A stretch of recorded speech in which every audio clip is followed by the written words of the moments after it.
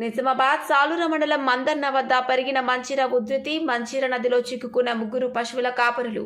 పశువులు మేపడానికి మంచిర నది వైపు వెళ్లిన శివరాజ్, చందు, ప్రకాష్ మహారాజ్ వర్షాలతో మంచిరాకు పెరిగిన వరద. నదిలో చిక్కి సహాయం కోసం ఎదురు చూసిన పశువుల కాపరులు. పోలీసులు, గ్రామస్తుల సహకారంతో ఒడ్డుకు చేరిన పశువుల కాపరులు.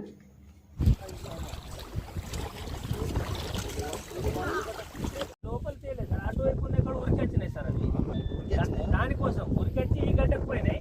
అయితే నీళ్ళ లోపల వచ్చి ఇన్నే ఉండదు. మన బోధన్ సిఐ గారికి, పోలీస్ సిబ్బందికి, అలాగే గజ ఈతగాళ్లకు మరియు మా గ్రామస్తులకు అందరికీ ధన్యవాదాలు తెలియజేస్తున్నాను.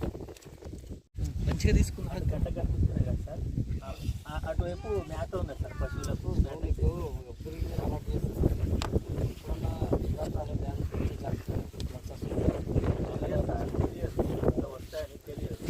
అలాంటి పశువులతో మీకు ఏమైనా చెప్తారా ఫోన్ చేసి? అవును,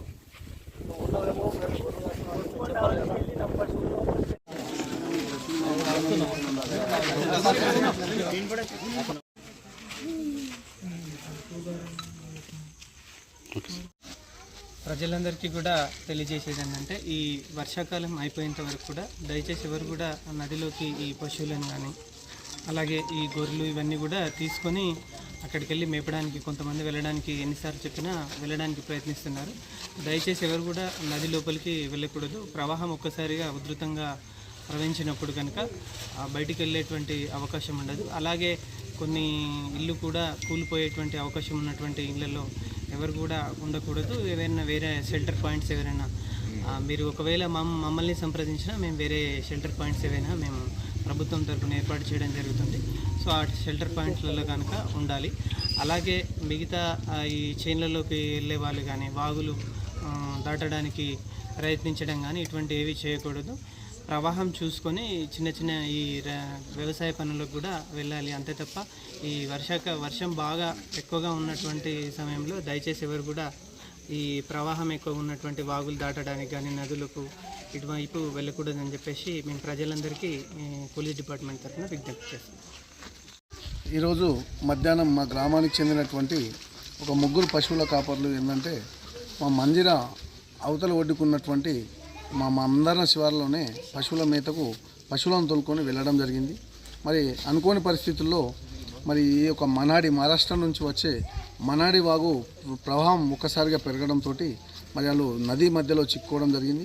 ఇంతలోనే ఇమీడియట్గా మా గ్రామానికి చెందినటువంటి యువకులు కానీ మేమంతా ఇమీడియట్లీ స్పందించి మరి 100 డయల్ కాల్ చేయగా వెంటనే అటు పోలీస్ శాఖ వారు కానివ్వండి, అలాగే సిఐ, ఎస్ఐ సార్లు కూడా ఇమీడియట్లీ స్పందించి, మరి అలాగే గ్రామస్తులు కూడా ఇమీడియట్లీ స్పందించి పక్కన గ్రామాలైనటువంటి ఏస్కి గ్రామం నుంచి ఇమీడియట్లీ గజాయితగాళ్ళైనటువంటి జాలాలను రప్పించి వాళ్ళనంతనే అప్రమత్తం చేసి మరి వాళ్ళని క్షేమంగా రక్షించి ఒడ్డుకు చేర్చడం జరిగింది.